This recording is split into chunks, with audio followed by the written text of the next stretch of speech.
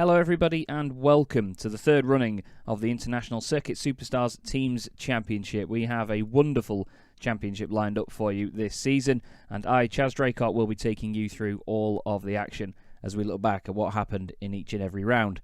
We of course have had already two runnings of this championship, both of which where Minardi of Minardi Simsport took the overall title and certainly walked away with it in the second season. But his rivals and his teammates as well will be coming back to try and take the glory. We have drivers like Mike Murphy, Kenjo, we have Per, WhiteVanMan, and a bunch of others all trying to take that crown away.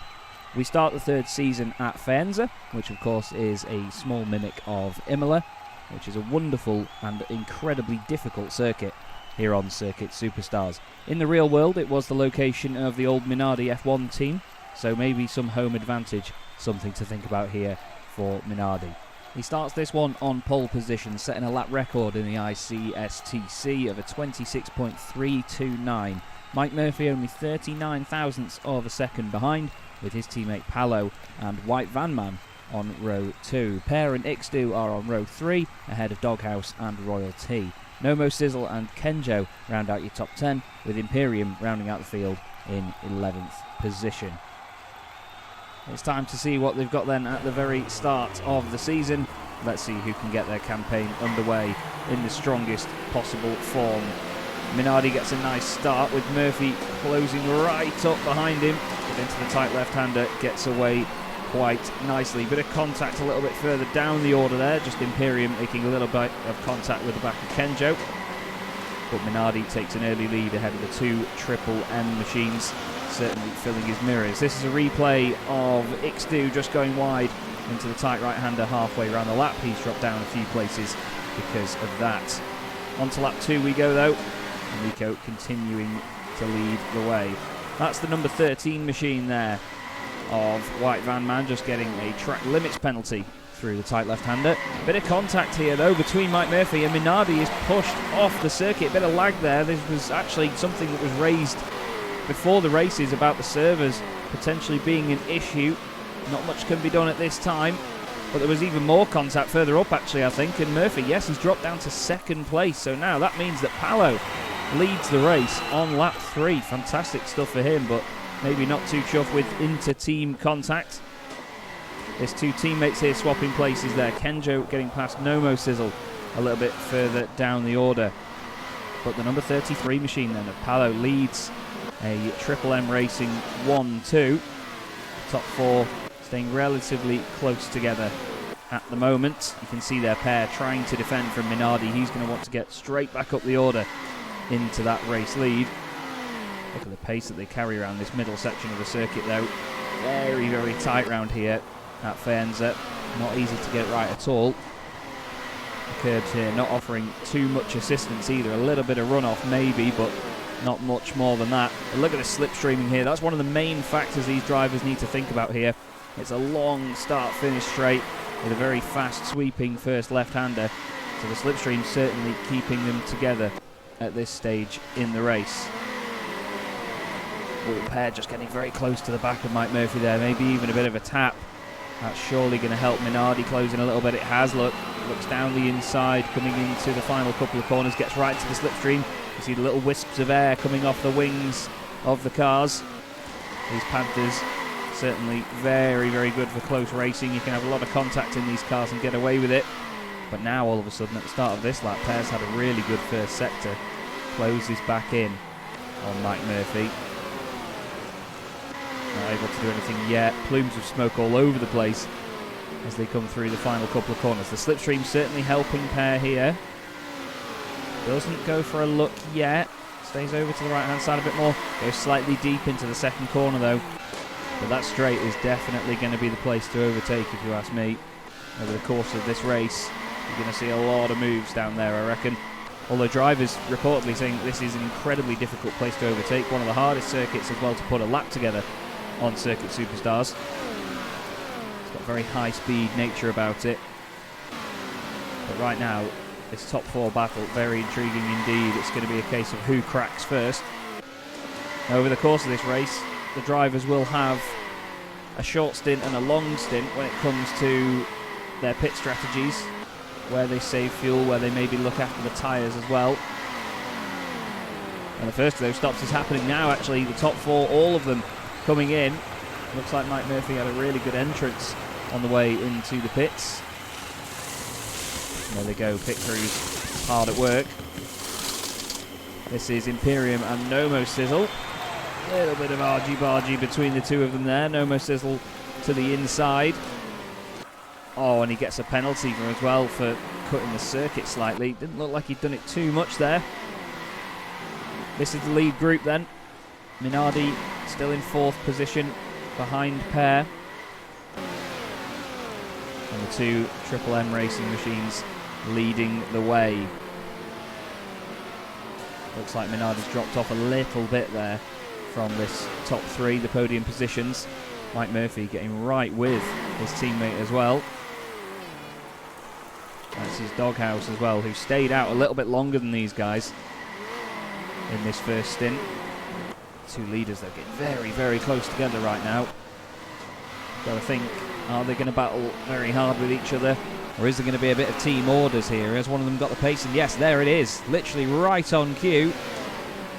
Mike Murphy through, very, very close together. A little bit of contact maybe into turn 2 as well there, but Paolo goes through, makes the move, and up the order he goes.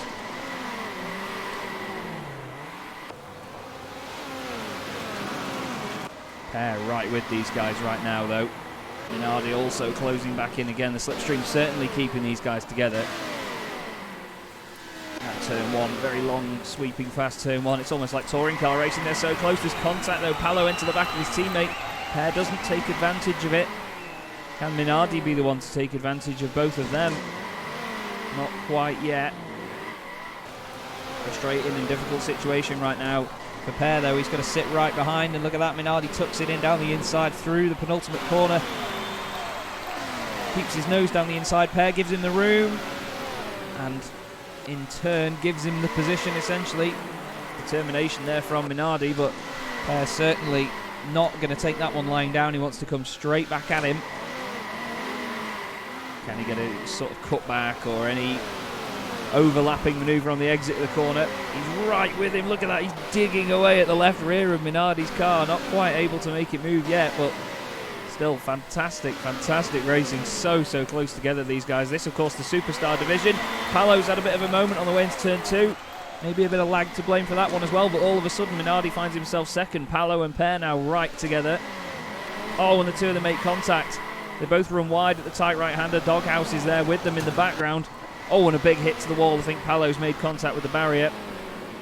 But right now, that means that these two, the two rivals, Nico Minardi and Mike Murphy, right together. There's been a contact. Oh, and Minardi is pushed to the inside. Loses a lot of time from that as well. And Mike Murphy has a bit of breathing room for just a moment. Nothing untoward there, of course. The two of them very, very close. And maybe, again, the issue with the server, which is being looked at and sorted, by the way. Maybe the issue there, though, causing that bit of contact. That was Paolo there, a little bit further down, having to think about defending soon. Doghouse now up into 4th position. There he is, right behind Perre. This is a look. Oh, that's between WhiteVanMan and Perre. Sorry, Paolo, that was. Contact into turn 1 for WhiteVanMan, drops him down. Very similar incident to what we saw, actually, just a moment ago. More pit stops now, though, lap 16. So 2 8-lap short stints from both of these guys, sliding into the garage as they go, or at least the pit boxes. Team's working hard back out, and Minardi's out in front now. Minardi actually jumps Mike Murphy in the pits. That could be all important for later. Track position makes all the difference in this. This is Kenjo. What's happening here? He's got WhiteVanMan just behind. And Kenjo's slowing. Kenjo's out of fuel. He's overdone it on this stint. And unfortunately, he's going to lose a lot of time from that. Out there, one of the Minardi America's cars. His race maybe not coming to an end there, but of course going down a route that he won't want it to have followed. Quite the hurdle that when you run out of fuel. Look at this though, Mike Murphy really chasing on right now. Can Minardi just keep this gap? He's got to think about this though, because the slipstream is certainly going to help Mike here. You can see he stays to the right down the straight, really chucks it to the inside line through turn 1, tries to just get rid of any slipstream he can. But the way these two pushing these cars around this circuit is just phenomenal to watch, isn't it? The pace of these guys in this superstar division, absolutely frightening. But these two of the very best in the world. Mike Murphy has come so close on occasion to taking the title, but Minardi just able to pip him to the post. But look at this though, the slipstream really helping Mike stay in touch. And that's going to be keeping pressure on Minardi, that's what matters. Now we've seen 2 short stints from both of them. Surely soon we may have to think about long stints as well, where the drivers do look after the tyres, they look after the fuel a bit more. As they don't want to go all guns blazing over 4 stints. And of course use up the tyres. This is Perre and Doghouse just behind. Doghouse was third. A little bit of contact there and Perre goes through. Still hard racing from the pair of them though. Looks like he's able to gap Doghouse a little bit there over the next couple of corners, but still very well matched on pace, those two. Minardi's gap looking like it's opening a little bit here. Maybe that will give him a bit more of a buffer when it comes to the pit stops, but out in the lead at the moment, using every inch of this circuit and some to keep that lead in his back pocket. Mike Murphy though matching the pace essentially, just maybe a 10th or so off on the last lap or so, and that's what can make the difference. It can knock a driver in and out of the slipstream very, very easily if you just put one good lap, or even just have a mistake on a lap as well. It can change that battle completely. That was Perre still in 3rd place, making sure that he gaps the car behind, and there is Paolo a little bit further back as well in the number 33 machine. But your race leader now coming on to lap 24 out of 33, 9 laps to go after this, so we all know that that is more than one short stint. These guys may have to make this last to the end.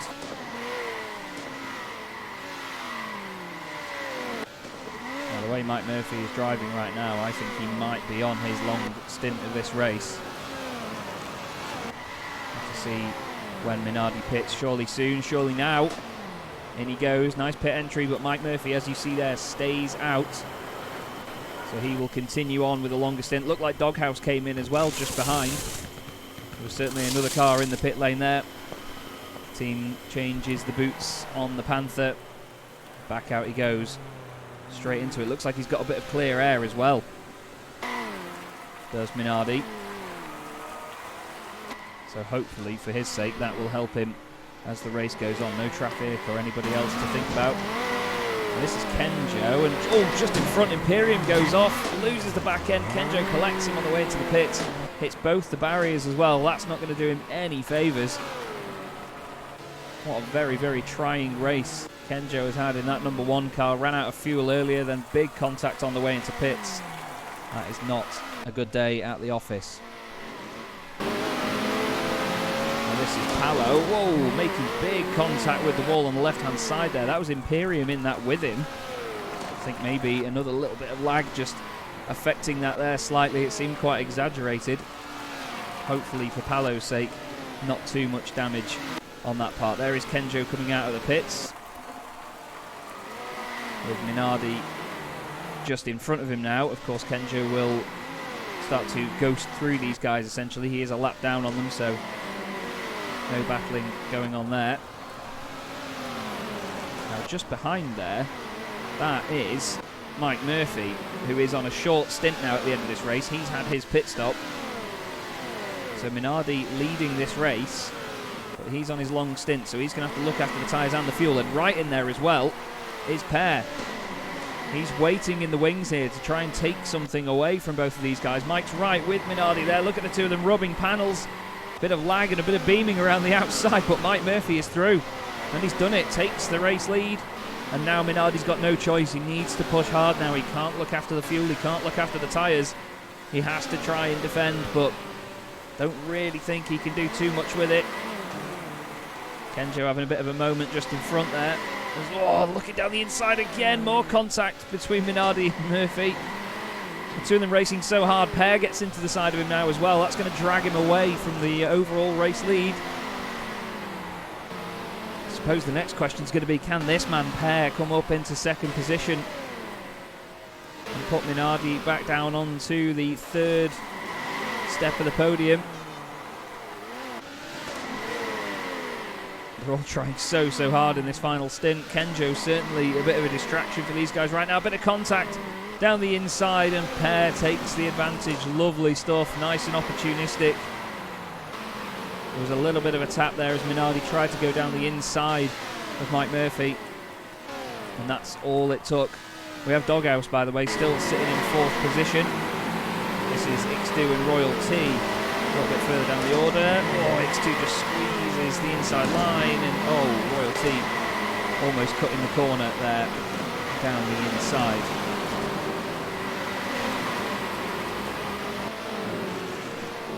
Now Perre is right with Mike Murphy now. They've still got Kenjo right between the pair of them.